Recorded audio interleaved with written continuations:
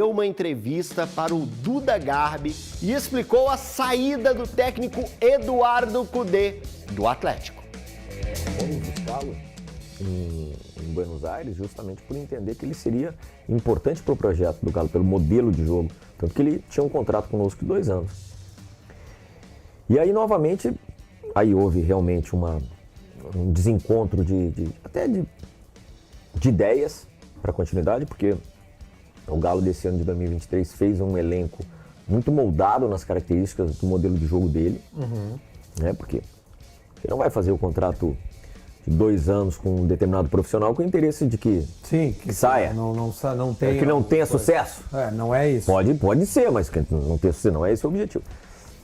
E bom, e aí em um determinado momento o clube, né, passa ainda por dificuldades financeiras, tanto é que a SAF, que estava prevista para entrar no clube, era meados de fevereiro desse ano. Ela vai ser oficializada e concretizada em 10 de novembro. Entendeu? E aí foi uma opção dele achar que fazer um acordo conosco para sair, porque os investimentos não tinham como acontecer mesmo. Essa entrevista aí foi mais esclarecedora do que as informações que a gente tinha ao longo desses últimos meses, né, com a saída. Eu acredito que o torcedor atleticano já está daquele jeito, já com essa história de Cudê, que é um passado mesmo, já passou, mas ainda as coisas ficam aparecendo que faz o torcedor atleticano ficar assim.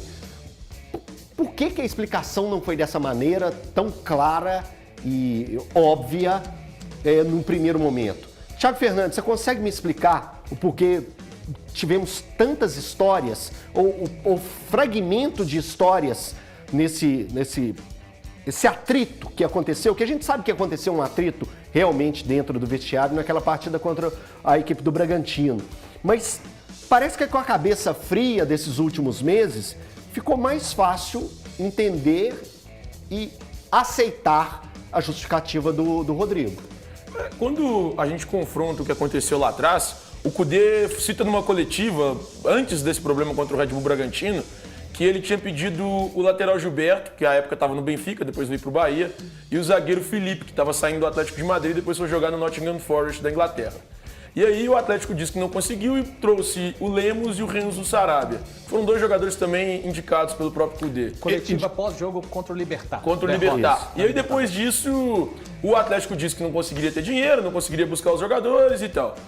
O Atlético prometeu pro Cudê E ele pediu reforços. mais um outro jogador, que hoje está no Internacional, o Malo. Qual? Hugo Malho. Hugo Malho, isso. É que eu lembro desses casos, e porque eles foram ditos de forma nominal ali pelo Cudê na coletiva.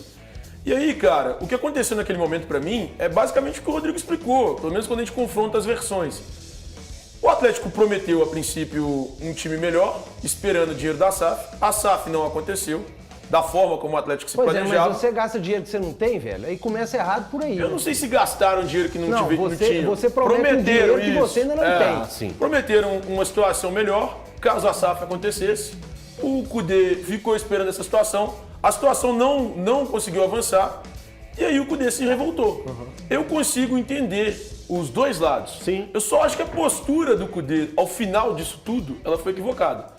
Vou dar um exemplo para trazer aqui pra gente. Se a Band me promete um aumento salarial, não consegue cumprir, contando com uma situação que aconteceria, eu não posso chegar ali na redação xingando todo mundo. De jeito Não é nenhum. assim, falar, vocês também não prestam, isso aqui é ruim, isso é ruim.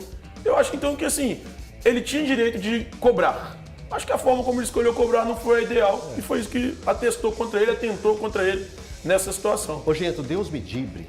Eu acho que meados de fevereiro ou em janeiro. Novembro. Novembro, né? No ano passado, desculpa, é que tá falhando a memória mesmo.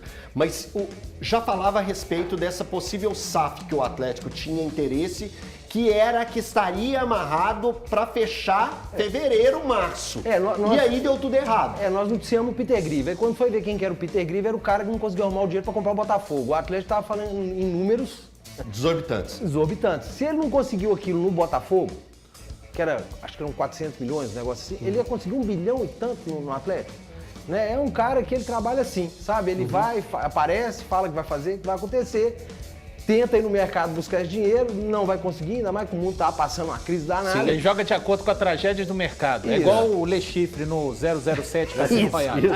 Isso aí. E ficou fazendo, enrolando. E o Atlético, pelo tudo que a gente apurou, o Atlético realmente acreditava na possibilidade do Peter Grieve realmente conseguir o dinheiro. Eu acho que o erro do Atlético foi acreditar no cara que não tinha dinheiro para comprar o Botafogo. E acabou, né, Valor, que toda essa história, tudo isso acabou influenciando no processo do ano do Atlético, né? A interferência é o efeito borboleta, né, Valor? Exato. Essa O que história... aconteceu lá atrás interfere no que está acontecendo aqui, na derrota para o Curitiba. Essa história aí, eu acho que tiveram problemas de relação. Tô com o Thiago, acho que o Cudê foi irredutível, né? A partir do momento que ele viu que aquilo que foi conversado com ele não aconteceria, mas um profissional que se preza, eu acho ele bom técnico de futebol, não bom gestor de pessoas, ele poderia ter conduzido de outra forma, enfim, talvez o ano terminasse melhor para ele e para o Atlético. Não dá, isso aqui é um exercício de pura futurologia, não dá para cravar isso. Mas eu acho que deixa muito claro também, porque à época foi comprada a versão do clube e o clube sempre vai fazer uma versão de gestão de crise, para que aquele incêndio seja contido o mais rápido possível. Fica claro, pelo menos para mim, que da parte do Cudê, em nenhum momento dessa história houve aquela forçação por conta da multa, que era um cara que queria trabalhar, pelo menos a impressão que eu fico agora podendo juntar outras partes dessa versão do acontecido. Elton. Teve um outro episódio que ele pediu demissão e voltou atrás, não teve? Ou pediu pra tirar a multa e ele voltou atrás? Foi o que teve qual aquela caso? confusão Não, toda, foram né? dois, gente. Foi o Libertar. É um Libertar, isso. É um Libertar e o outro Bragantino. Eu acho que institucionalmente contra o Libertar acabou o trabalho do Cudê. Ele perdeu o grupo, ele falou mal do grupo, ele falou mal de todo Eu mundo. também acho que ali era o ponto que tinha que ter acabado, não pela questão de qualidade ou não do poder. Ele foi muito Você além. perde o grupo, cara. Ele foi muito além das Ele camadas. extrapolou. Eu não confiaria no meu chefe se ele Eu fizesse isso lembro que comigo. na entrevista coletiva quem estava ao lado dele era o Zaratio. O Zaratio ficava assustado, assim. Você tá falando realmente isso? Ele perdeu o grupo ali, Existe um acabou, né? Ô, Thiago, falando a lembro respeito disso. do que o Rodrigo fala, eu acho que ele fala um número 10 de novembro, que é a assinatura final da SAF pro Atlético. É isso, né? Que é um momento que é um marco, né? O 10 de novembro é onde que a SAF passa a ter o total controle, enfim. O que você imagina de melhoria dentro do Atlético financeiramente a partir de 2024? Ou você imagina, com tudo que você está acompanhando, é meio que um período de uns passinhos atrás para dar uma estabilizada? E se o Rodrigo Caetano realmente continua para o próximo ano? Você tem essa informação? Ô, Eltinho, vamos lá. Vou começar pelo final. O Rodrigo continua assim para a próxima temporada.